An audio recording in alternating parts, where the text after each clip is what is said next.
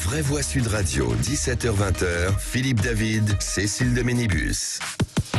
Bienvenue dans les vraies voix, c'est le mardi. Le mardi, c'est festif, hein, avec Philippe Bilger, avec Philippe David, avec Françoise Degois, avec Elisabeth Lévy, et avec vous, 0826 300 300, puisque bien sûr, vous pouvez débattre.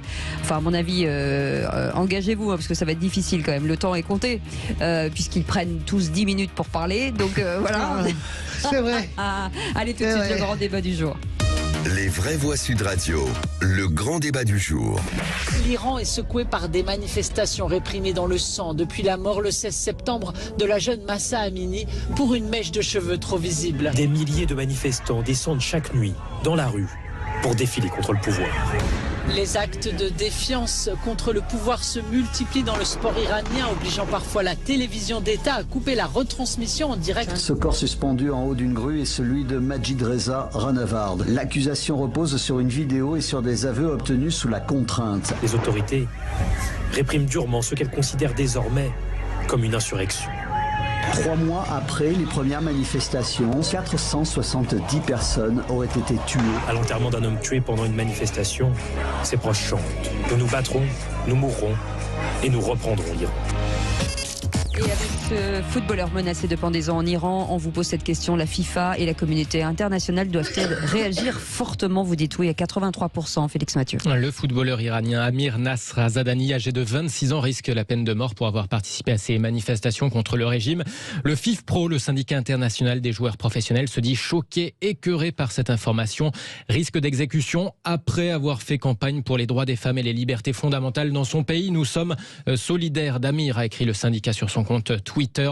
Les autorités iraniennes ces derniers jours ont déjà exécuté 2 jeunes hommes arrêtés dans ces manifestations qui secouent le pays depuis la mort de Mahsa Amini en septembre suite à son arrestation par la police des mœurs. Amir Nasrazadani a notamment joué avec les moins de 16 ans pour l'équipe nationale iranienne, puis il a débuté sa carrière avec l'équipe de Téhéran dans laquelle il a fait ses débuts en première ligue iranienne. Selon le chef de l'autorité judiciaire locale, il est incarcéré depuis le 18 novembre car accusé d'appartenir à un groupe de 9 personnes qui auraient cherché à s'en prendre, je cite, au fondement de la République islamique d'Iran. Ce sont les termes repris par l'agence de presse ISNA. Amir et 3 autres personnes sont à l'origine d'une émeute au cours de laquelle 3 agents de sécurité ont été tués, ajoute ce dignitaire de la justice iranienne. Au moins 458 personnes en tout cas ont été tuées dans la répression des manifestations selon l'ONG Iran Human Rights. Au moins 14 000 personnes arrêtées selon l'ONU. Merci beaucoup Félix Mathieu. Et notre invité Philippe. Emmanuel Razavi, grand reporter spécialiste du Moyen-Orient. Il a participé au Sénat le 29 novembre dernier à une conférence sur l'Iran. Emmanuel Razavi, bonsoir. Bonsoir Emmanuel. Bonsoir Philippe, bonsoir à tout le monde. On va faire un tour de table des vraies voix. Est-ce qu'il faudrait que la communauté internationale, tiens Françoise Degois voulait réagir, alors que l'Iran est un des pays les plus sanctionnés du monde, tape encore plus fort? Oui, je pense qu'il faut taper parce que il y a ce footballeur plus tous ceux qui ont été menacés, qui étaient au Qatar, qui ont refusé de chanter l'hymne pour le premier match. Leur famille a été menacée, ils ont été contraints de chanter l'hymne iranien pour le second, pour le deuxième et le troisième match, en faisant savoir qu'ils étaient contraints. Il faut un courage quand même pour défier. Ce sont toutes ces femmes sportives qui enlèvent leur hijab, qui reçoivent leur médaille parce qu'elles brillent dans un certain nombre de disciplines. Moi, j'ai les larmes aux yeux parce que là, on parle de ce footballeur. Je ne sais pas ce que Infantino va encore faire, la FIFA, n'écoutant que son courage, qui ne lui disait rien comme d'habitude. On verra ce que fera la FIFA. Mais je pense à ce footballeur, mais je pense tous les jours, il y a une pendaison en Iran. Tous les jours, il y a un jeune homme ou une jeune fille. Je suis très ému. Il y a un jeune homme ou une jeune fille de 23 ans, 24 ans qui est pendu pour avoir manifesté pour femmes, vie, liberté. Une révolution qui entraîne un pays entier. La jeunesse, les femmes, les hommes ensemble pour la liberté. Et on ne fait rien. Allô Catherine Colonna, allô Emmanuel Macron, allô s'il vous plaît les États-Unis. Oui, ce pays en sanctionnaire, eh bien il faut le sanctionner encore plus. Pardonnez-moi, je suis révoltée parce que nous n'avons aucune prise. Et je vois bien que personne ne bouge, personne ne move, qu'il ne se passe rien. Tous les jours, un homme de 23 ans est pendu. C'est insupportable. Pardon. Oui, pardon, juste très vite, merci Françoise.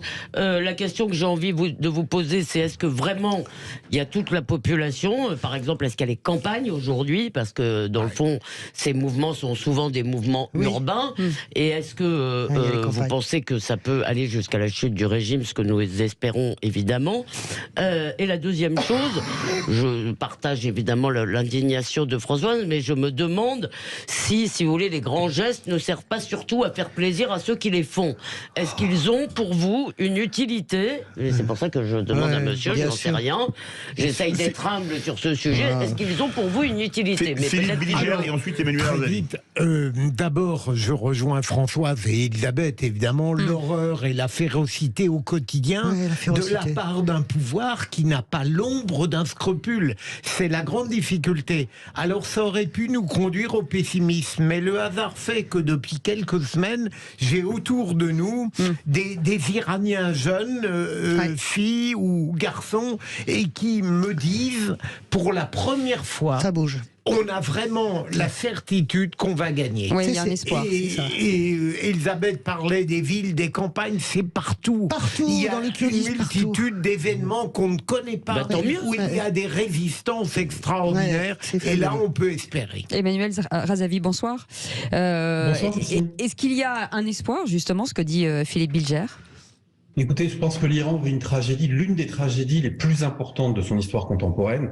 Je ne cesse de le dire en fait depuis des semaines, mais aussi un formidable moment d'espoir, assurément. Un rapport des services de renseignement iraniens qui a été piraté par les hackers iraniens, Black Reward, dit que 87% de la population soutient les manifestants. C'est très important, cette révolution, on n'arrête pas de le dire, elle est inédite par l'ampleur qu'elle a prise. C'est d'abord une révolution évidemment des femmes, c'est une révolution générationnelle, mais qui aujourd'hui, comment dire, touche toutes les générations. Elle est soutenue, Elisabeth, vous avez raison de le dire, elle est soutenue par les hommes.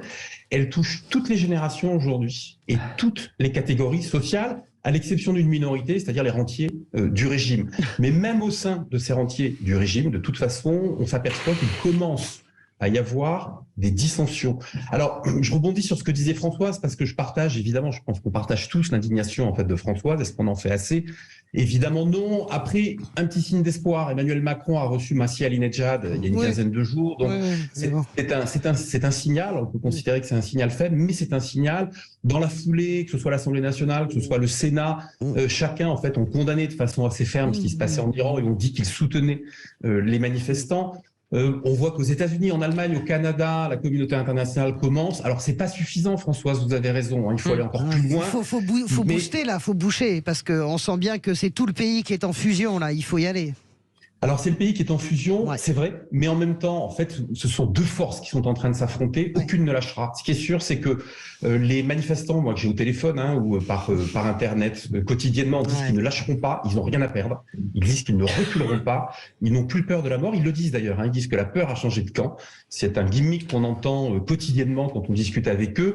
Mais de l'autre côté, ce régime qui est un régime de la terreur, c'est un régime terroriste. On voit l'Iran comme un régime qui pratique depuis 40 ans le terrorisme à l'extérieur de ses frontières, c'est vrai, mais c'est d'abord un régime qui pratique la terreur sur sa population.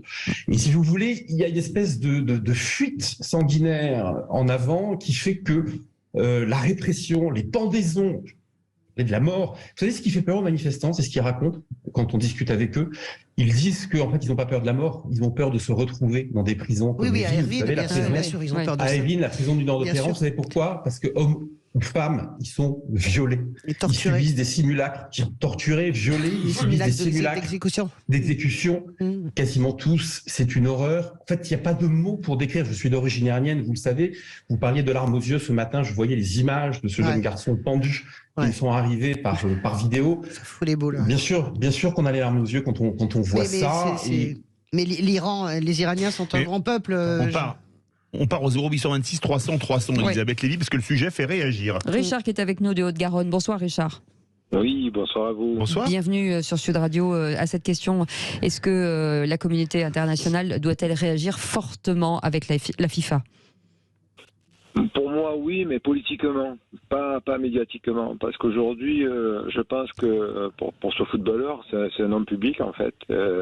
Et son sort va lui échapper, en fait, parce qu'il va devenir un symbole de l'Occident contre l'Iran. Et j'ai bien peur qu'il en fasse les frais. Donc, je pense qu'il faut que nos politiques, eux, ils se mobilisent pour aider l'Iran à sortir de cette situation.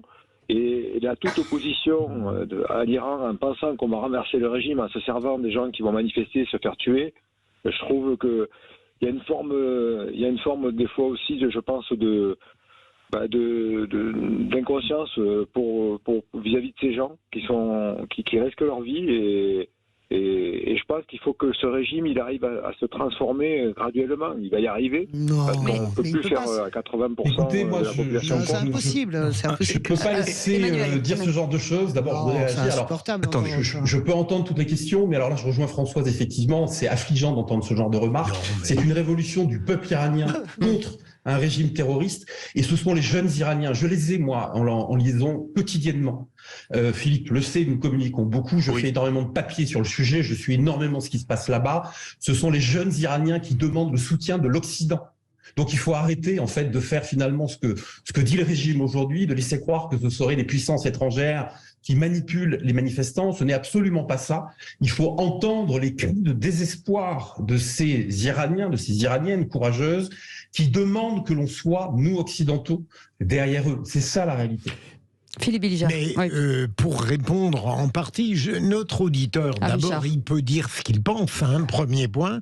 Deuxième point, moi je me demande quelle riposte on a contre des pouvoirs d'une cruauté indifférente à tout. Je ferai un rapprochement, il est discutable avec Poutine, le pouvoir iranien, c'est tout de même un pouvoir qui fait ce qu'il veut, et je vois mal comment nous pourrions avoir une action, Elisabeth l'a dit un peu tout à l'heure, opératoire et efficace. Et le faire les rapports internationaux sont terrifiants sur ce plan-là. Moi, j'aimerais, Emmanuel, que vous nous disiez, parce que ce qui nous pose question, vous parlez d'éventuelles dissensions au sein du régime, si vous voulez, et ce qu'on sait, c'est qu'une révolution, elle peut faire tomber un régime, elle ne fait pas l'après. Est-ce qu'il y a déjà une opposition qui se structure, disons, et qui réfléchit à l'après? Est-ce que vous croyez réellement à la chute du régime, ou est-ce qu'on se raconte des histoires?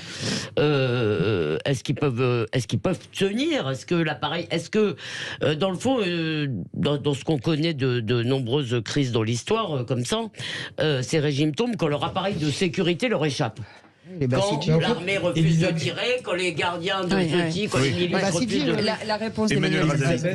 Elisabeth, je crois que vous posez une question qui est essentielle en réalité, c'est: est-ce qu'il y a aujourd'hui des gens capables de se structurer pour penser à un après?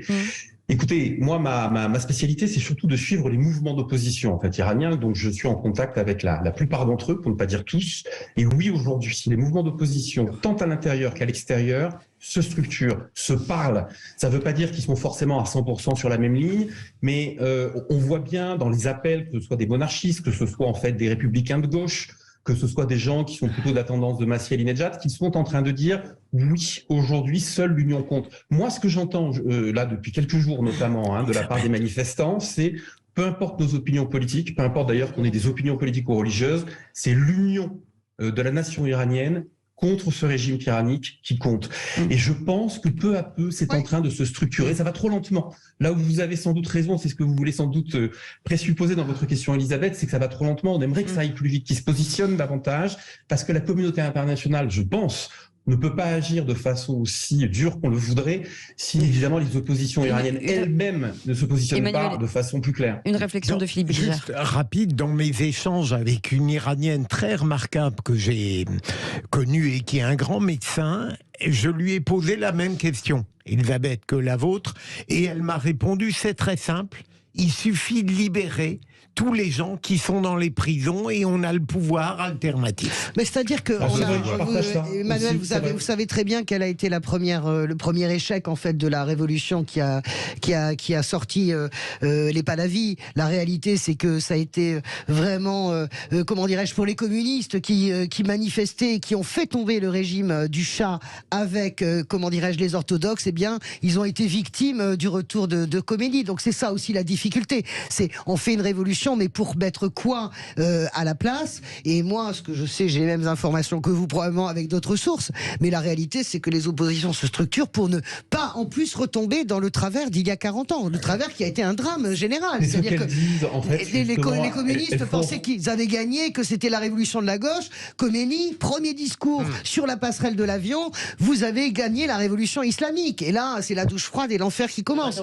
Donc, qu'est-ce que vous attendez de nous? Qu'est-ce que vous attendez? Qu'est-ce que l'Iran, qu'est-ce que cette révolution attend concrètement? Je voudrais finir parce que je voudrais lui poser ma question à mon ami.